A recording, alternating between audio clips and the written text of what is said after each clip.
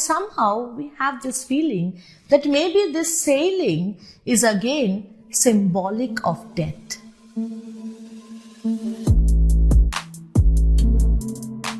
Hello everyone.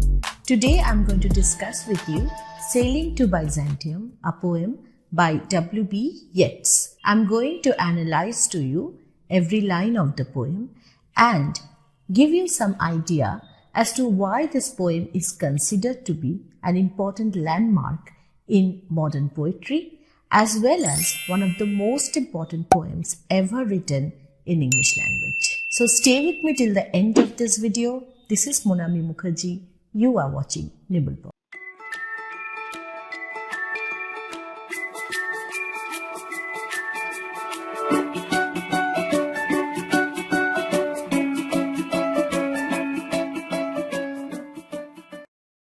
William Butler Yeats was born in the year 1865 in Dublin, which is in Ireland. So technically, he is an Irish poet. He was instrumental in the Irish dramatic revival, and he is considered to be a very important figure so far as modern English poetry is concerned.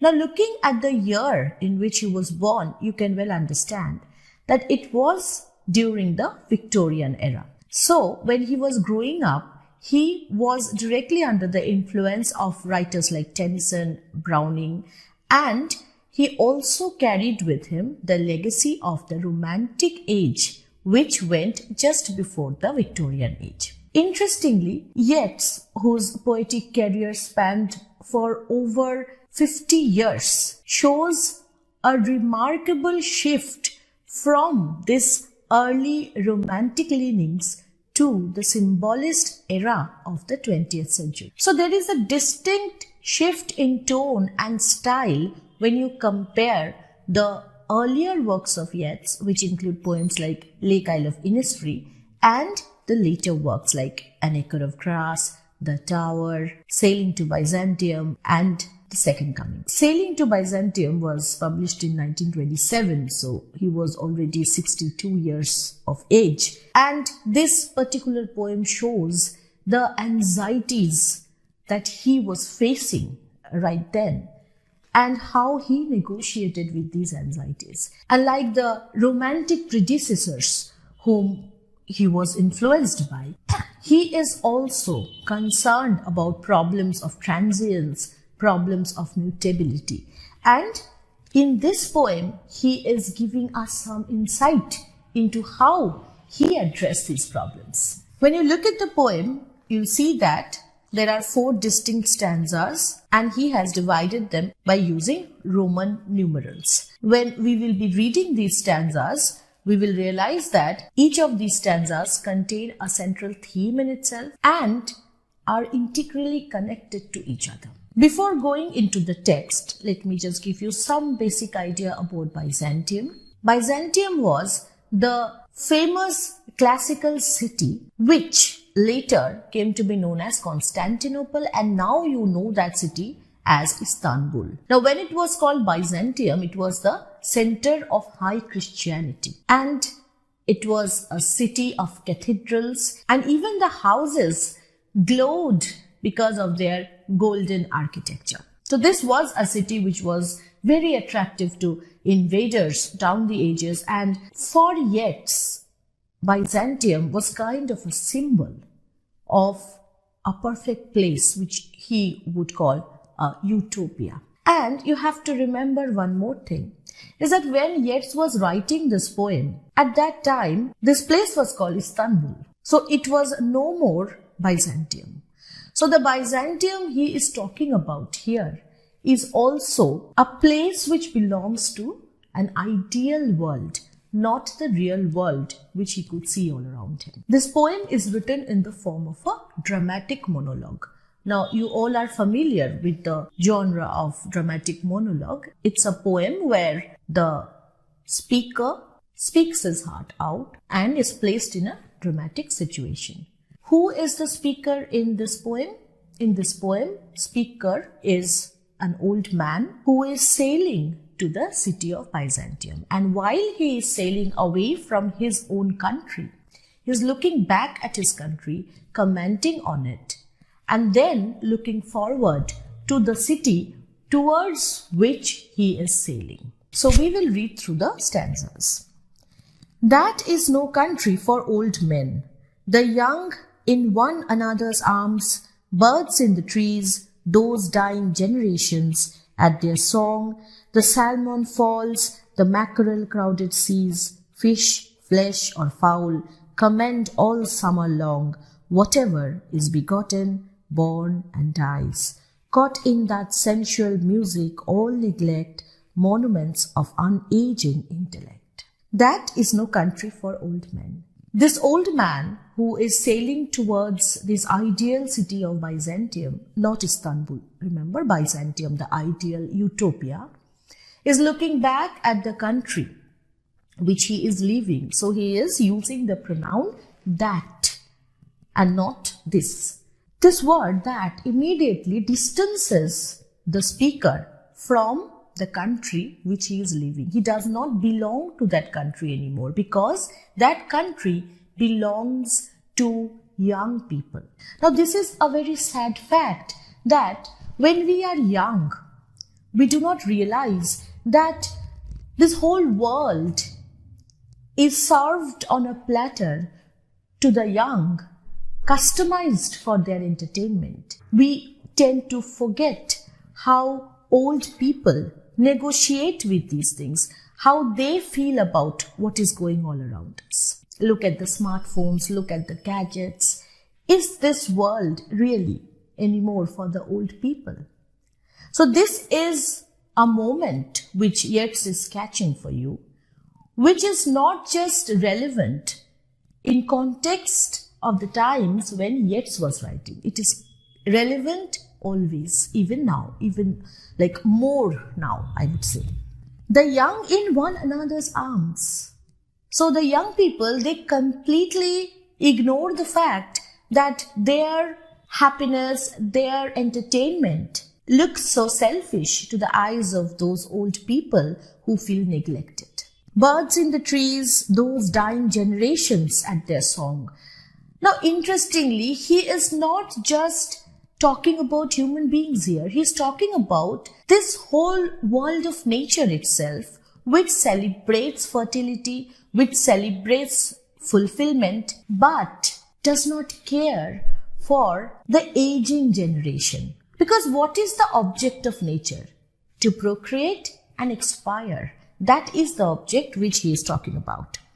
The salmon falls, the mackerel crowded seas. So the waterfalls where you find salmon fish and the seas where you have these mackerel swimming about. These are all representations of that world of nature which is all about the sensual world, which you can sense with your five senses. And this world of five senses, does not regard an aging person who is no more fit for procreation, who is no more fit for participating in this party of life. Fish, flesh or fowl, so the whole of the animal kingdom, commend all summer long. So they are celebrating summer. And what is this old man suffering?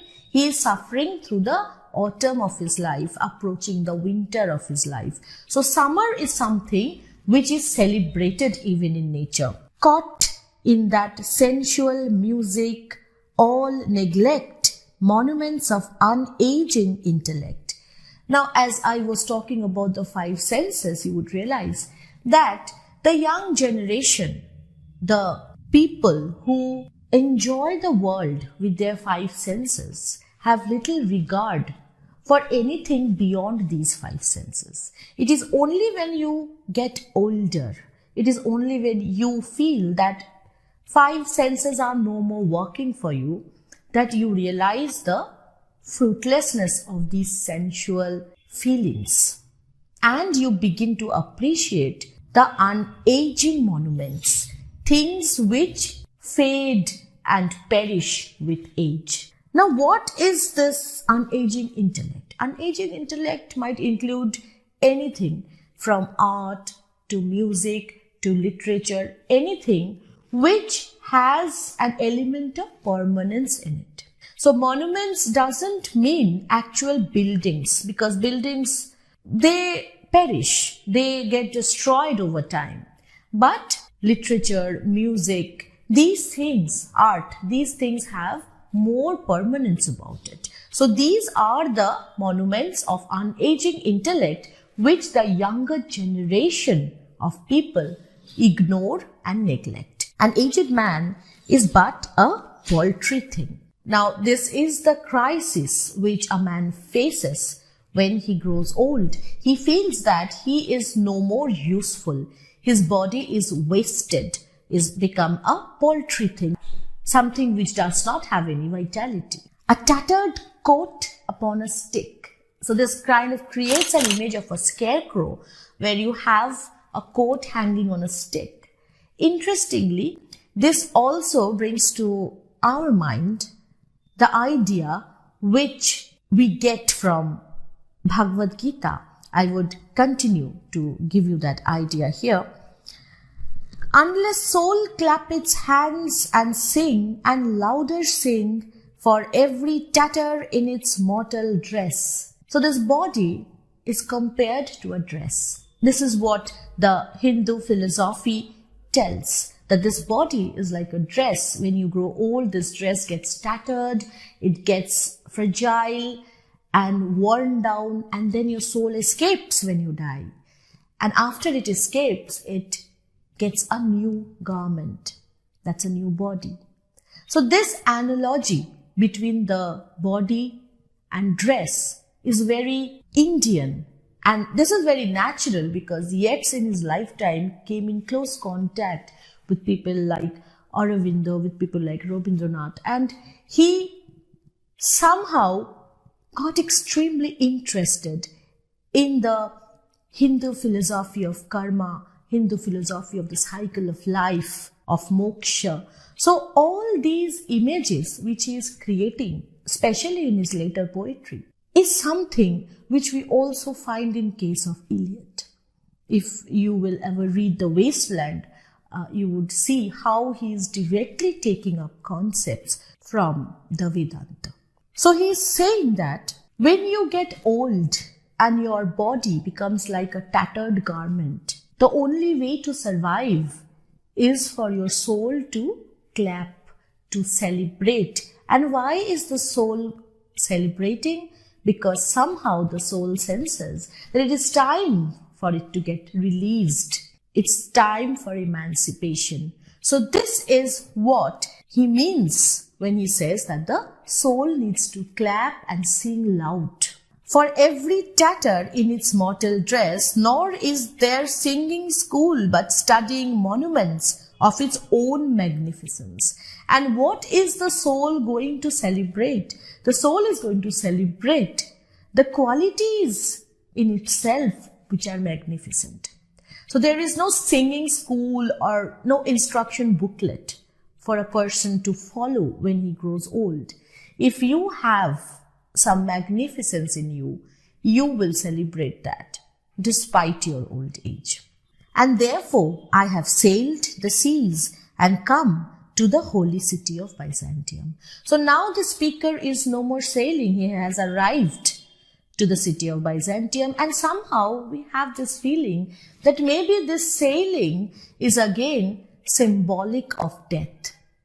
Because, as you have already understood, his soul is celebrating a release, and he can get that release not in his lifetime when he is bound by his five senses, but through death. So here he is saying that he has reached that ideal place, that paradise, by getting rid of that mortal dress. Coming to the third stanza, we will see what he does once he reaches Byzantium. O sages, standing in God's holy fire, as in the gold mosaic of a wall, come from the holy fire, burn in a gyre, and be the singing masters of my soul. Whom is he addressing?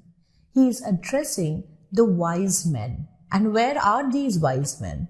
These wise men are turned into objects of art. as a mosaic on the walls of the cathedral. Now the sages he is referring to here are saints, holy people, and they have all gone through the fire of God and have been purified. And what is he asking these sages, these wise men to do for him? To be the singing master of his soul. Note this expression, Pern in a gyre. Now when you are studying Yeats, you should be familiar with this expression, gyre. Now gyre is kind of a spiraling movement. If you have ever seen a bobbin or a sewing machine thread which goes spiraling round this spindle, it makes a movement which is called the movement of a gyre. So it has a kind of a narrow base and then it goes wide in the middle and then it narrows down again. So when you pull that thread, the movement of the bobbin is the movement of the gyre. You can relate this movement to the churning of the ocean when the gods in Hindu mythologies, they lifted the Amrit from the ocean. So just like that, Yeats is appealing to these sages to make his soul rise up and become an artifact, an object which is not connected to his sorrowful body, to his body which is decaying. That's why he's saying, Pern in a gyre and be the singing masters of my soul. So be my guide in my journey to permanence. Consume my heart away. He knows that this cannot be achieved while he is alive, while his heart is still beating, because all his heart is doing is making this body go on, even when the body has lost all vitality. It's like a dead body to him, a burden to him. Sick with desire. What kind of desire? The kind of desire which men have when they are alive. The desires to feel the world with the five senses. And that keeps man away from that ideal world and fastened to a dying animal. He is calling his own body of a dying animal. It knows not what it is. So the kind of accomplishment, the kind of achievement that a human soul is capable of is limited by the burden of the body. Now this is again connected to this Hindu concept of moksha or nirvana, where the soul tries to emancipate itself from the body and gather me into the artifice of eternity. He knows that there's a price. There's a price when you want to turn eternal. The price is you have to turn into an artifact. You cannot remain a living thing and become eternal. So death is that price, and he is ready to pay it. Fourth stanza creates for us a beautiful image of that utopia, of that paradise, where he is seeing himself transformed into an object of art, which is permanent. Once out of nature, so once I am out of this cycle of birth and rebirth and body and carnality, out of this nature, I shall never take my bodily form from any natural thing. So unlike the romantic poets, you notice how he is rejecting even the world of nature. Because once in the first stanza, he has mentioned the objects of nature, he has equated them with the human beings too, saying that they have their limitations. They are entitled to the sensual world, not the ideal world, not the Platonic world. And he does not want to take birth in any animal form at all, but such a form as Grecian goldsmiths make of hammered gold and gold enameling. So he wants to be born, or rather he wants to be eternalized as an art object which the Grecian goldsmiths make. Now you have these recurrence of gold and golden images throughout this poem, because gold is also kind of a symbol of something very pure, something which does not change over time. And it is associated with heaven because the heavenly pavements are paved with gold. To keep a drowsy emperor awake, he wants to be transformed into an artifact which an emperor would admire and stay awake all night. Or set upon a golden bough to sing to lords and ladies of Byzantium of what is past or passing or to come. So he wants to be transformed into a bird, but not a living bird, a golden bird. And of course, a golden bird cannot sing. But this song he is talking about is not the song which you can hear, but the song which Keats wrote about, like which has a music that you can hear only through imagination. So that kind of an idealized world is painted in front of your eyes, where Yeats wants to be immortalized as an object of art. And he feels that once he gets transformed into that bird, he can be witness to eternity. And he will be admired by all and he will be unaging. Now this is a central concern of any aging man or woman, that when we are young, when we are enjoying this world with our senses, when we are capable to appreciate and get appreciated for physicality, then we hardly feel the panic, the feeling of loss, which Yeats is talking about here. You have these feelings recurring in poems like An Acre of Grass, where he says that picture and book remain the only thing for him to find sustenance from. And then in The Tower he writes, what shall I do with this absurdity, O heart, O troubled heart, this caricatured, decrepit age that has been tied to me as to a dog's tail. So this image of this aging body as a burden is a recurrent image, a recurrent motif in Yeats. And the way he is infusing in his poetry elements of Hindu mythology, elements of Vedic philosophy, along with Christian idea of resurrection, Christian idea of redemption, is admirable. Now, why is this poem so important from the perspective of modernism? This poem is, first of all, a rejection of the romantic ideals which Yeats himself depended on in his younger days. It is also a rejection of the Victorian ethos. You remember about Matthew Arnold's Dover Beach. He's talking about the sea of faith going away, withdrawing. That same kind of loss is reflected here, but he is using expressions which have never been used before. He's coining words to talk about anxieties which the modern age feels. Now look at the year when this was written, 1926, 1927. It was after the First World War, but it was before the Second World War. So this was a time sandwiched between these two calamities. And for a thinking person like Yeats, modern age was not offering any consolation. All he could see around him was a selfish desire to achieve these sensual objects and no regard for what is permanent, what is monument of unaging intellect. So there is nostalgia, but there is also looking forward to something. Byzantium becomes a symbol of that hope, of that possibility of redemption, which he tries to hold on to, even when things are falling apart, that the center cannot hold, which you see him writing about in The Second Coming. So sailing to Byzantium is kind of our key to understanding of Yeats's later poetry, because it gives us an idea of not just how he looked at the changing world order, but how he looked at his own personal transformation.